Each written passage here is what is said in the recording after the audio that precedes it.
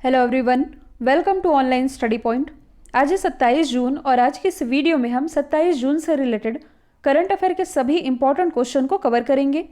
और आप में जो भी रेलवे के एस्पिरेंट हैं उनके लिए टेक्स्ट बुक पर आरआरबी एनटीपीसी 2021 के अपडेटेड और लेटेस्ट 176 टेस्ट ये आप लोगों को मिलेंगे, जिसमें कि 26 टोटल टेस्ट फ्री हैं। साथ में आप लोगों को आरआरबी एनटीपीसी इसका जो CBT 2 होना है इसके लिए अपडेटेड 90 टेस्ट, जूनियर ट्रांसलेटर के 200 टेस्ट और ये सभी आप लोगों को मिल सकेंगे। साथ ही आप फ्री टेस्ट के लिए साइन अप कर सकते हैं फॉर बेटर एक्सपीरियंस और यूज़ द कूपन स्टडी 10 का कूपन आप यूज़ किए।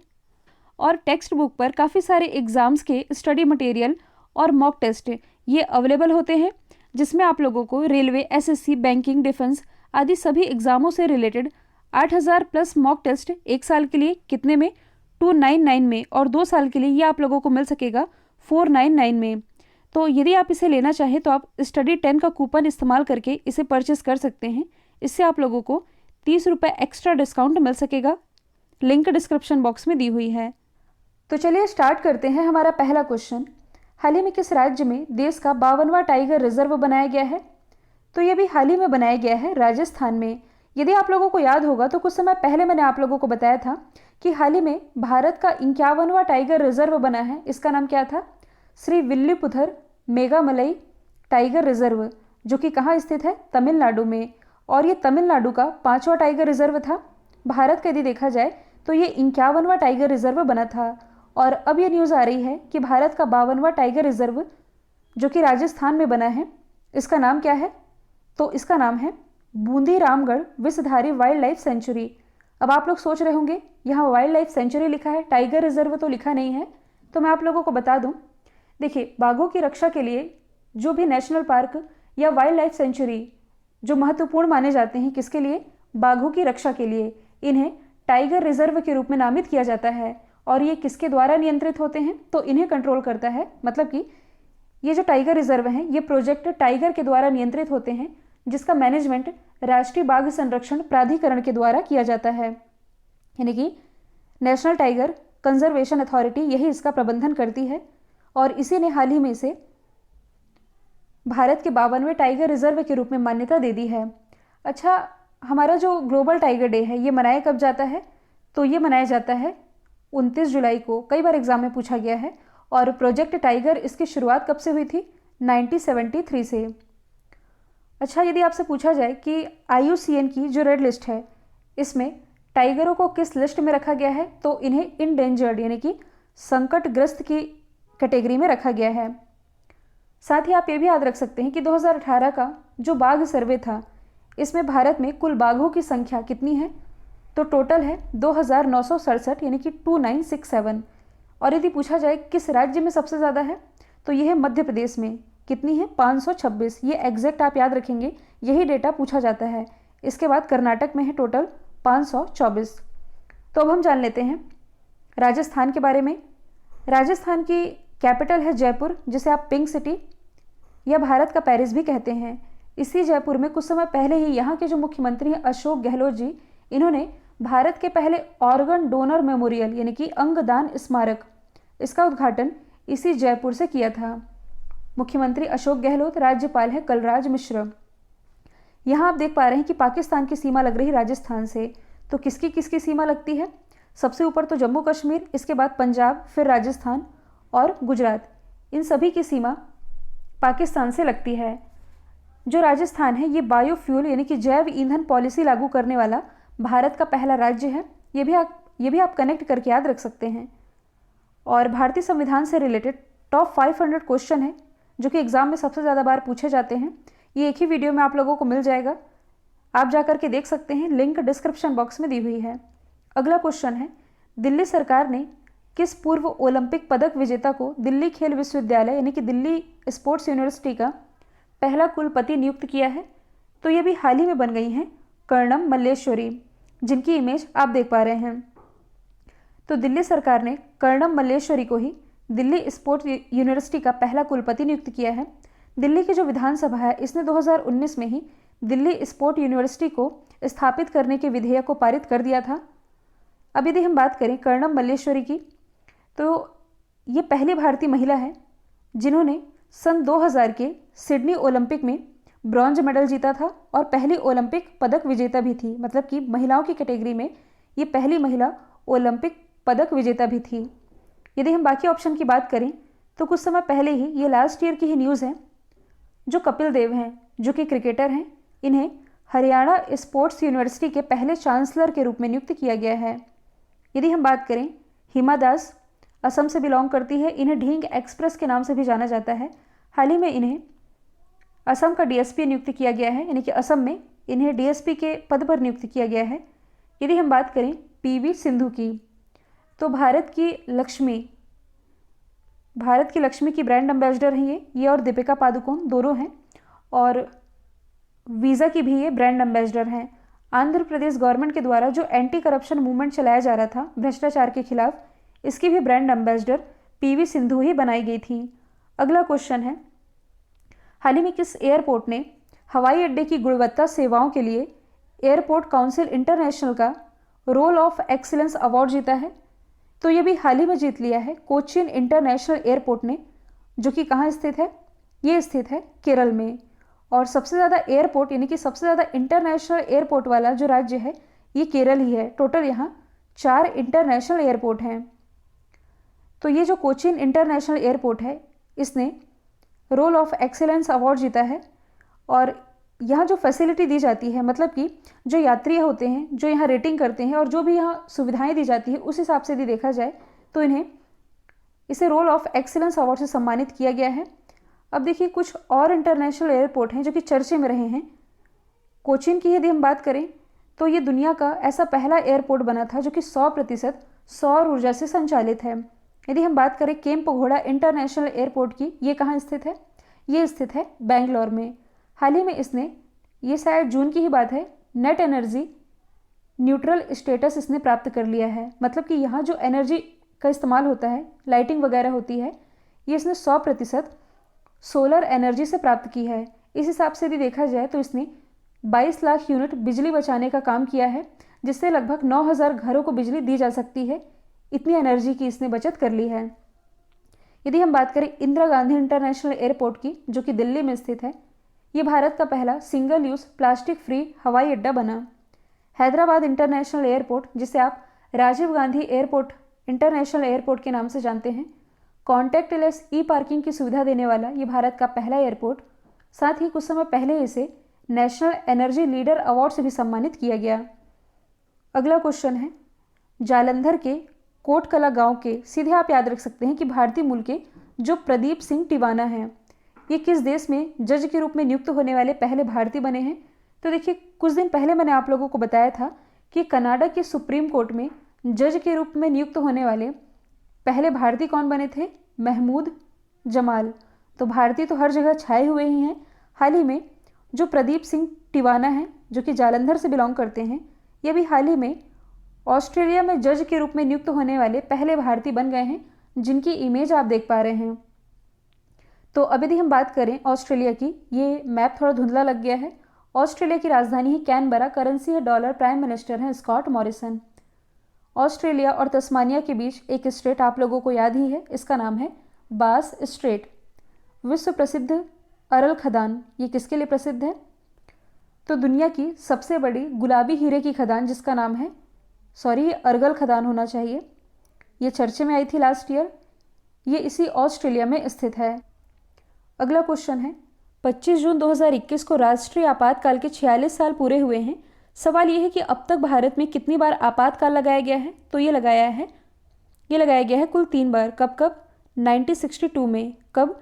जब भारत और चाइना के बीच युद्ध हुआ था। इसके बाद लगाया गया 1971 में, जब भारत और पाकिस्तान के बीच युद्ध हुआ। इसी युद्ध के बाद बांग्लादेश का उदय हुआ था। फिर तीसरा आपातकाल जो कि लगा 1975 में, इंदिरा गांधी जी के शासन के समय लगा था, आंतरिक अशांति के आधार पर। तो उस हिसाब से यदि देखा जाए तो 46 साल पहले 25 जून 1975 को इंदिरा गांधी के समय में आपातकाल की घोषणा की गई थी, आंतरिक अशांति के आधार पर। तो भारत में 25 जून 1975 से 21 मार्च 1977 तक, लगभग ये 21 महीने तक इमरजेंसी लगी थी पूरे भारत में। इसी के 46 साल अभी कंप्लीट हुए हैं। अब देखिए यहाँ जो टर्म लिखा हुआ है आपातकाल, ये होता क्या है? तो राष्ट्रपति की शक्तियों के बारे में तो आप लोगों ने पढ़ा भी होगा।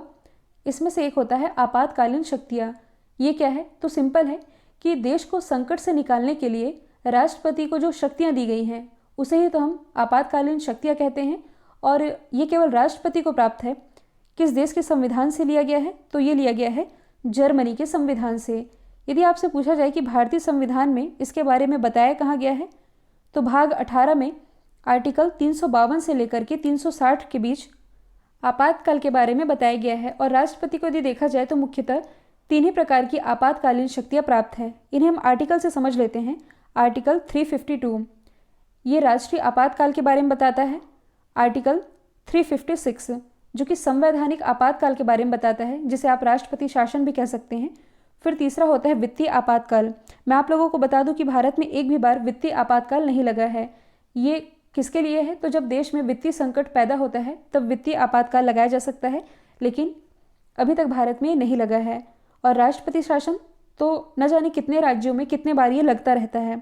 तो इस क्वेश्चन में तो राष्ट्रीय आपातकाल की ही बात की जा रही है, तो हम आर्टिकल 352 के बारे में जान लेते हैं। अच्छा, ऐसी कौन सी सिचुएशन बन जाती है, मतलब कि ऐसे कौन से आधार होते हैं कि देश में राष्ट्रीय आपातकाल लगाना पड़ता है? तो पहला तो है कि यदि युद्ध की स्थिति बन जाए। दूसरा यह है कि यदि किसी दूसरे देश ने भारत पर आक्रमण कर दिया है बाह्य आक्रमण के आधार पर। और इसका तीसरा आधार पहले हुआ करता था आंतरिक अशांति। इसी आंतरिक अशांति के आधार पर 1975 में राष्ट्रपति शासन लगाया गया था इंदिरा गांधी जी की सरकार में, तो इसे गलत माना गया। और 44वें संविधान संशोधन 1978 के तहत ये जो आंतरिक अशांति वर्ड है इसे रिप्लेस किया गया। किससे रिप्लेस किया गया है? सशस्त्र विद्रोह से। आंतरिक अशांति के आधार पर भारत में राष्ट्रीय आपातकाल नहीं लगेगा, सशस्त्र विद्रोह की स्थिति में ये मंजूर होगा। और राष्ट्रीय आपातकाल के लिए यदि पूछा जाए कि संसद की अनुमति ये कितने माह के भीतर चाहिए? 1 महीने के भीतर। राष्ट्रपति शासन में 2 महीने के भीतर, जबकि वित्तीय आपातकाल में भी 1 महीने के भीतर ही है। और यदि आपसे पूछा जाए कि राष्ट्रीय आपातकाल की अवधि ये कितनी होती है, तो मैं आप लोगों को बता दूं कि ये अनिश्चितकालीन होती है। मतलब कि ये कब तक लगा रहेगा इसकी कोई सीमा नहीं है, लेकिन हर 6 महीने में संसद की अनुमति लेते हुए ये जारी रह सकता है। तो ये थे कुछ इंपॉर्टेंट फैक्ट इमरजेंसी को लेकर के। अगला क्वेश्चन है, टाटा पावर ने किस शहर में देश का सबसे बड़ा सोलर कारपोर्ट लगाया है? तो ये लगाया है पुणे में। अच्छा, ये कारपोर्ट होता क्या है? तो आप एक टर्म पकड़िए, पोर्ट। पोर्ट जिसे आप बंदरगाह कहते हैं, जहाँ जो बड़े बड़े जहाज हैं ये आकर के खड़े होते हैं। और वैसे ही आप रिलेट कर सकते हैं एयरपोर्ट, जहाँ जो हवाई जहाज है ये आकर के खड़े होते हैं। कारपोर्ट कहने का मतलब है कि यहाँ कार खड़े होंगे, यहाँ कुछ इस तरह से पार्किंग की व्यवस्था होगी। कहने का मतलब है कि टाटा पावर के द्वारा ये जो काम किया जा रहा है इसमें सालाना 7,000 टन कार्बन उत्सर्जन में ये कमी लाने में मदद करेगा। और ये जो कारपोर्ट है जिसकी इमेज आप देख पा रहे हैं, ये 30,000 वर्ग किलोमीटर के एरिया में फैला है। तो ये न केवल हरित ऊर्जा का सृजन करेगा, बल्कि ये जो संयंत्र है ये संयंत्र में तैयार कारों के लिए पार्किंग की भी उपलब्धता कराएगा, जो कि आप इमेज में देख भी पा रहे हैं। यह स्थापित किया गया है महाराष्ट्र के पुणे में। पुणे में स्थित है आगा खां पैलेस।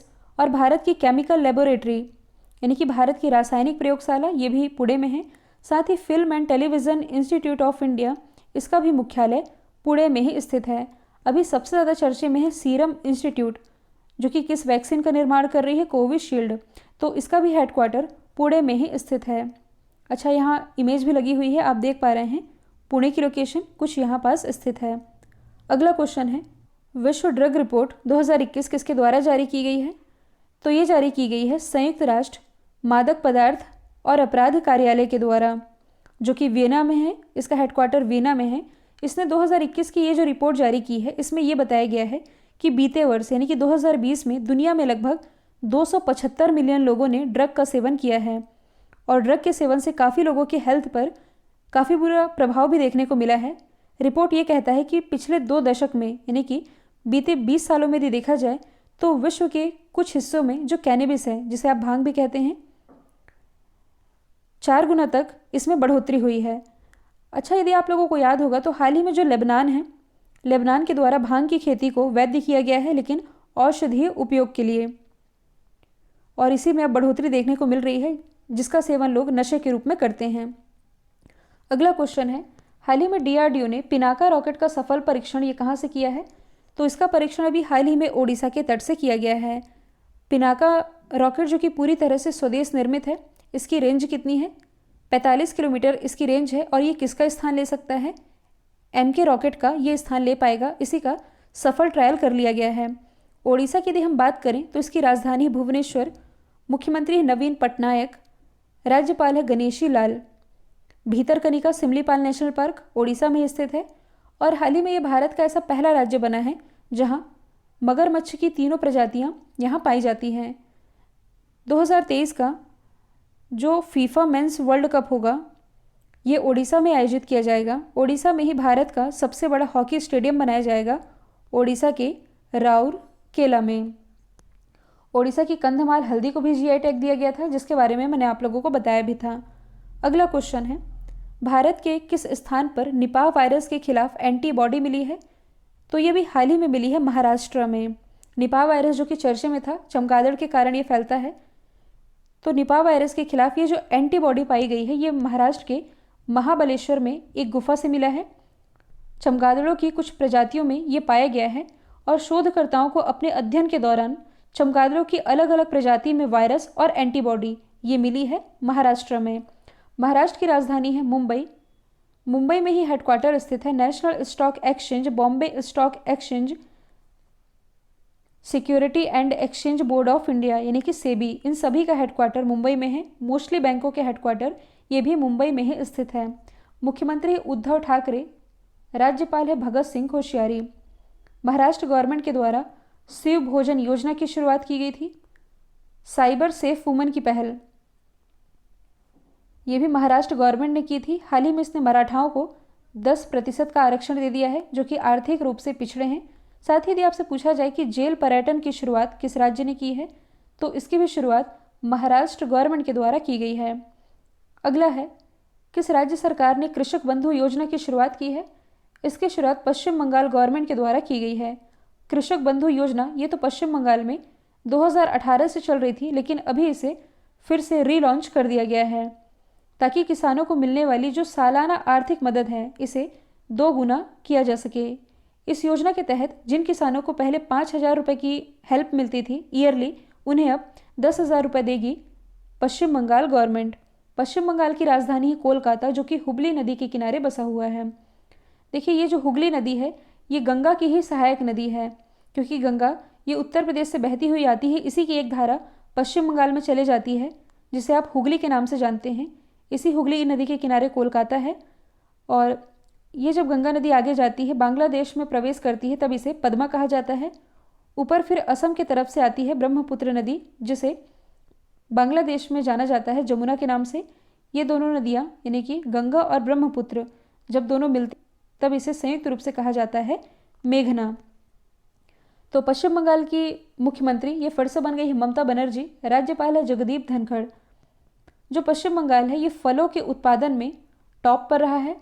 भारत का पहला टायर पार्क पश्चिम बंगाल में स्थापित किया जाएगा। और पश्चिम बंगाल में हाल ही में एक न्यूज़ है जो कि चर्चे में रही है, नारदा स्टिंग ऑपरेशन, जो कि पश्चिम बंगाल से रिलेटेड है। कल जो मैंने आप लोगों से सवाल पूछा था, इसका राइट आंसर था असम। अब आप लोगों के लिए आज का सवाल है, 20वीं सदी के दुनिया के सबसे बड़े परोपकारी व्यक्ति कौन बने हैं?